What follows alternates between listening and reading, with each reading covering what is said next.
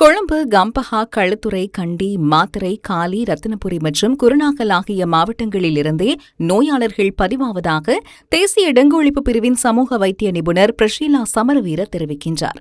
தொடர்ச்சியாக பெய்து வரும் மழையினால் நுளம்புகள் பெருகக்கூடிய இடங்கள் அதிகரிக்கும் சாத்தியம் காணப்படுவதுடன் தமது வீடுகளையும் சூழலையும் எப்போதும் தூய்மையாக வைத்திருக்குமாறு சுகாதார பிரிவினர் பொதுமக்களிடம் கோரிக்கை விடுக்கின்றனர். இதனிடையே காய்ச்சல், உடல்வலி, தலைவலி உள்ளிட்ட நோய் அறிகுறிகள் இருக்குமா மருத்துவ ஆலோசனையின்றி மருந்துகளையோ அல்லது கை வைத்தியங்களை முன்னெடுக்காமல் மருத்துவ ஆலோசனைகளுக்கு அமைவாக செயற்படுமாறு தேசிய டெங்கு ஒழிப்பு பிரிவின் சமூக வைத்திய நிபுணர் பிரஷீலா சமரவீர கூறினார்.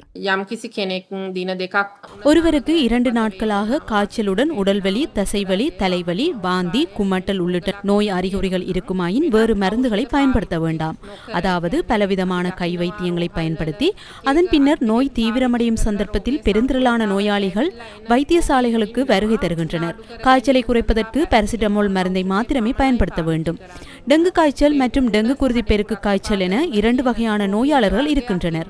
இதில் டெங்கு குருதி பெருக்கு காய்ச்சல் ஏற்பட்ட நோயாளர்களாயின் வைத்தியர்கள் அறிவுறுத்துவதை போன்று திரவ ஆகாரங்களை உட்கொள்வது அவசியமாகும்.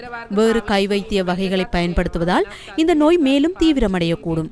எனவே இந்த நேரத்தில் வைத்திய ஆலோசனைகளை பின்பற்றி இந்த நோயை குணப்படுத்த முன்வருமாறு பொதுமக்களிடம் கேட்டுக்கொள்கின்றோம். ஏனெனில் அவ்வாறு செய்யாததால் நோய் தீவிரமடைந்த நோயாளர்களை நாங்கள் காண்கின்றோம்.